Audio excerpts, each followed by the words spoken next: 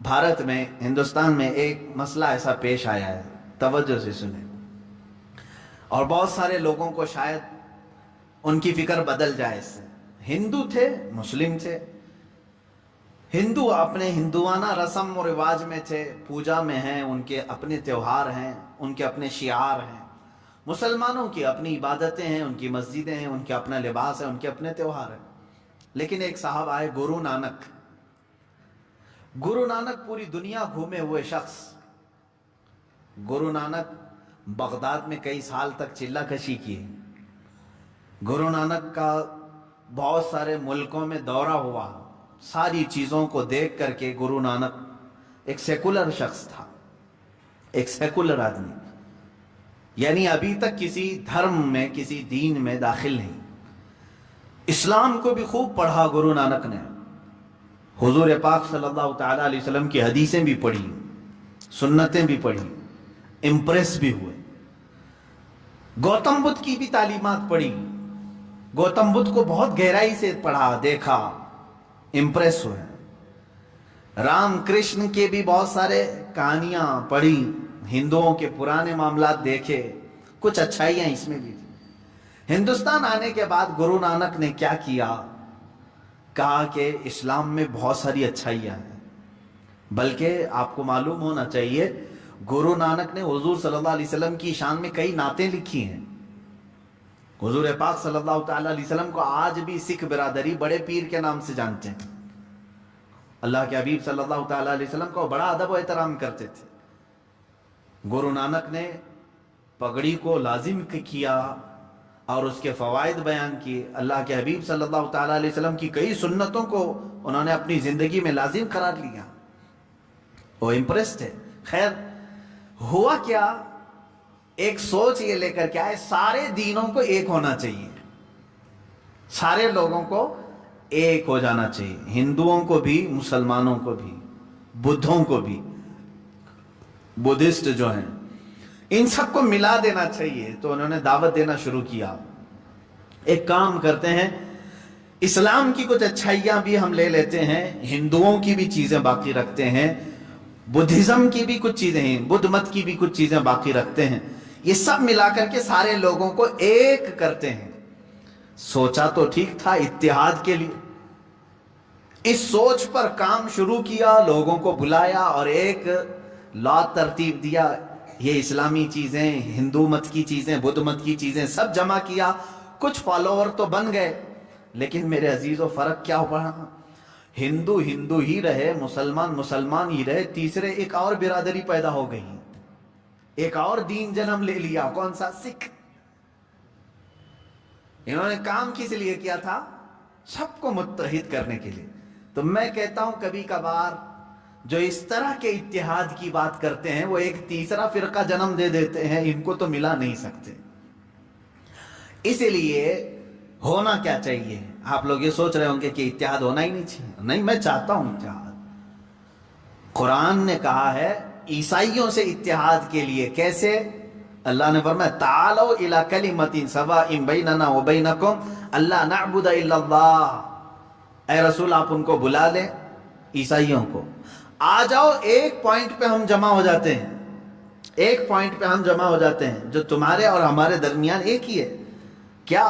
ہم بھی اللہ کے سوا کوئی دوسرا خدا نہیں مانتے، تم بھی خدا کے سوا کسی دوسرے کو نہ مانو، اس پوائنٹ پہ جمع ہوتے ہیں۔ یہ اتحاد ہے جو قرآن کی دعوت ہے، یہ دوستی ہے۔ اس طرح کی دوستی کرو آپ، میرے کسی اصول پر فرق آنے نہ پائے، اس طرح کی دوستی آپ کرو۔ بعض لوگ سمجھوتے اور مصلحتوں کے نام پر، دوستی کے نام پر اپنے آپ کو بھی چینج کر لے جاتے ہیں، اپنا آپ بھلا لیتے ہیں۔ اس کی مثال میں یوں سمجھا دوں آپ کو، کسی کا دل رکھنے کے لیے اتنا نہ گر جاؤ کہ تمہاری جڑیں ختم ہو جائیں۔ ہاں، آپ کا گھر، میرا گھر یہاں سامنے ہے، آپ کا گھر ادھر ہے۔ آپ نے کہا کہ ہمارے اور آپ کے درمیان تلخی ہے کھڑکی کے معاملے کو لے کر کے۔ میں نے کہا ٹھیک ہے، کھڑکی ادھر سے ادھر نکال دیا، فرق نہیں پڑے گا۔ سامنے والے نے کہا کہ کھڑکی آپ کی ادھر کھلتی ہے، اگر ادھر نہ ہو تو ہمارا آپ کا کوئی مسئلہ ہی نہیں۔ تو میں نے اتحاد کے لیے، ان سے محبت کے لیے اپنی کھڑکی بدل لی۔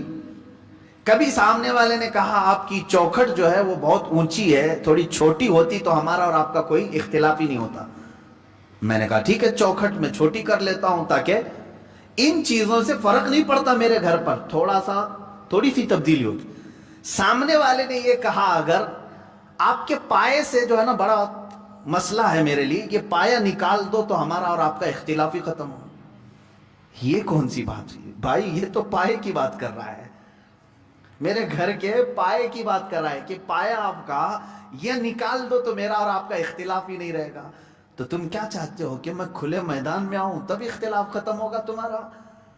اسی طرح میرے عزیزوں، کبھی کبھار اتحاد کے نام پر آپ سے یہ کہا جائے گا صرف ٹوپی تمہاری ہمارے لیے دقت کی بات ہے، تم نکال دو، داڑھی تمہاری ہمارے لیے دقت کی بات ہے، نکال دو، ہمارا تمہارا اتحاد ہوگا۔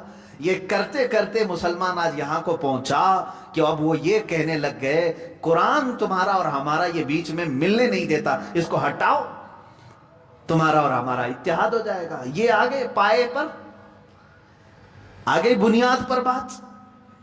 ہاں اس طرح کی باتیں آج ہو رہی ہیں کہ قرآن جو ہے تمہیں منع کرتا ہے کافروں سے دوستی کے لیے، ایسی آیتیں ہیں، اس کو ہٹا کر باہر رکھ دو، تمہاری اور ہماری دوستی اختلاف ختم ہو جائے گا۔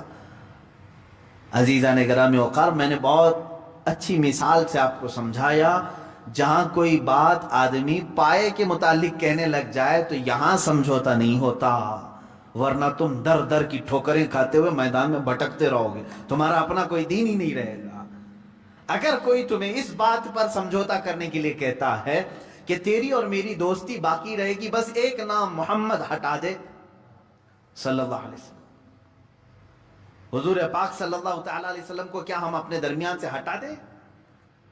وہ تو پورے جڑ کی بات کر رہا ہے، تو یہاں سمجھوتا نہیں ہوتا۔ اس طرح کی دوستیوں سے اللہ رب العزت نے منع فرمایا، اے ایمان والو ان لوگوں سے دوستی نہ کرو۔ کس بنیاد پر؟ کہ کہیں وہ تمہیں کفر میں نہ لے جائیں۔ ہاں میں نے ظاہر کر دیا آپ کے سامنے، تجارت میں دوستی ٹھیک ہے، پڑوس میں ہے نان مسلم کسی بھی دھرم کا رہنے والا، اس کے ساتھ دوستی رکھ سکتے ہو آپ۔ اگر وہ بھوکا ہے تو آپ کھانا کھلا سکتے ہو، اگر بے لباس ہے تو آپ لباس پہنا سکتے ہیں۔ اسلام میں یہ تمام چیزوں کی اجازت دی۔ تجارت میں تم معاملات کر سکتے ہو، پڑوس ہونے کے اعتبار سے معاملات کر سکتے ہو، تمہارے کلیگ ہیں، ایک ساتھ نوکری کرتے ہیں، جاب کرتے ہیں، ایک دوسرے کے ساتھ پڑھتے پڑھاتے ہیں، ان معاملات میں تم تعلقات رکھ سکتے ہو۔ یہاں جو ممانعت آئی ہے وہ دینی معاملات کے سلسلے میں۔ اسی لیے میں کہتا ہوں عام مسلمانوں کو یہ چاہیے کہ وہ دینی معاملات میں ان لوگوں کے ساتھ ڈسکشن پر بھی نہ جائیں، نہ کریں۔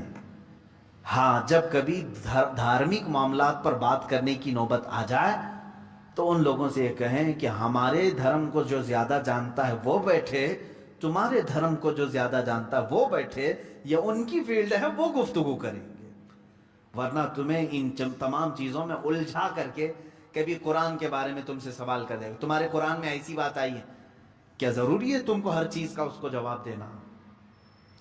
اب مثال کے طور پر کوئی میڈیکل کا اسٹوڈنٹ ہے، اس سے ایگریکلچر کے بارے میں پوچھا جا رہا ہے، تو کیا ضروری ہے اس کو ہر چیز کا جواب دینا؟ وہ بس اتنا کہہ دے کہ ایگریکلچر کا جو اسٹوڈنٹ ہے اس سے یہ رابطہ کر لیں، آپ وہاں کے ٹیچر سے آپ پوچھ لیں، میری فیلڈ نہیں ہے۔ تمام نوجوانوں سے میں یہی کہوں گا کہ آج کے زمانے میں ڈیبیٹ کا سلسلہ بہت شوق سے دیکھا جاتا ہے اور کیا بھی جاتا ہے۔ ہاں میں نے اس سے قبل شاید بتایا ہوگا، رات کے 3 بج رہے تھے، ایک بار مجھے فون آیا رمضان کے ہی موسم، اسی رمضان کے وقت رات کے 3 بجے کے قریب، شہری کو ابھی تھوڑا ٹائم باقی تھا، اور اتنی رات کو فون آئے تو تھوڑا سا قلق ہوتا ہے کہ پتہ نہیں کوئی ایمرجنسی تو نہیں۔ جھٹ سے میں نے اٹھایا، نیند خراب، سامنے والے نے کہا کہ حضرت ایک بہت ضروری مسئلہ ہے۔ کہا کہ کیا بات ہے بیٹا؟ کہا مناظرہ چل رہا ہے، ایک سوال آ گیا ہے، مناظرہ چل رہا ہے، مناظرے کے بیچ میں رات کے 3 بجے مناظرہ چل رہا ہے۔ اچھا کس کے ساتھ؟ کہا کہ وہ سلفی اہل حدیث ہے اور ان کے ساتھ مناظرہ چل رہا ہے۔ مسئلہ کیا ہے؟ حضور پاک صلی اللہ تعالی علیہ وسلم کی ذات کو لے کر کے کوئی مسئلہ تھا۔ میں نے کہا اتنی رات میں یہ اٹھا کر کے پوچھ رہا ہے. میں نے کہا بیٹا یہ کہاں چل رہا ہے؟ کہا بس حضرت ہمارے گلی کے باہر، ہم گھر کے باہر ہی بیٹھے ہوئے ہیں. یہ کٹے پر بیٹھ کر رات کے 3 بجے مناظرہ چل رہا ہے اور فون لگا رہے ہیں ہمیں رات کے 3 بجے. عزیزان گرامی وقار، میں بچوں سے کہتا ہوں اے میرے عزیزو، یہ تمہاری فیلڈ نہیں. کسان کے ہاتھ میں اگر چاقو دے کر کے کہو کہ پیٹ کا آپریشن کرے تو پھر وہ کیا کرے گا؟ معلوم ہے کیا کرے گا؟ جس طرح وہ کدال اور پھاوڑا چلاتا ہے کھیتی باڑی میں، اسی طرح تمہارے جسم کے ساتھ بھی چلائے گا. دین کے اصول اور دین کی باریکیاں علماء کے لیے چھوڑ دیں. یہ تمام ڈیبیٹ کا حصہ بننے کی کوشش نہ کرے. خاص طور پر نان مسلم کو اس طرح کی دعوت دینا، ڈیبیٹ کرنے کے لیے بلانا، میں کہتا ہوں یہ سب کی فیلڈ نہیں ہے. اللہ تبارک و تعالیٰ نے جو آیت کریمہ میں فرمایا اے ایمان والو کافرین کو دوست نہ بناؤ مومنین کے سوا، تو یہاں کون سی دوستی مراد ہے؟ دینی معاملات کی دوستی. اس کو سمجھ کر کے چلیں. دینی معاملات کی دوستی اسلام نے ناجائز رکھا ہے، باقی دوسرے معاملات میں دوستی کو ہم نے جائز قرار دیا. اتریدون ان تجعلوا للہ علیکم سلطانا مبینا. اللہ فرماتا کیا یہ چاہتے ہو کہ اپنے اوپر اللہ کے لیے سری محبت کر لو، سری حجت کر لو؟ یعنی اگر تم یہ چاہتے ہو کہ اللہ کی تمہارے اوپر پکڑ آ جائے تو پھر یہ کام کرتے رہو، اللہ کی پکڑ آ جائے گی. آگے رب تعالیٰ فرماتا منافقین جو ہے یہی کام کرتے تھے.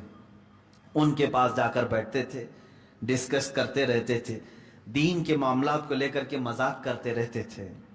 حضور صلی اللہ تعالیٰ علیہ وسلم کے معاملات کو لے کر کے آپس میں ڈسکس کر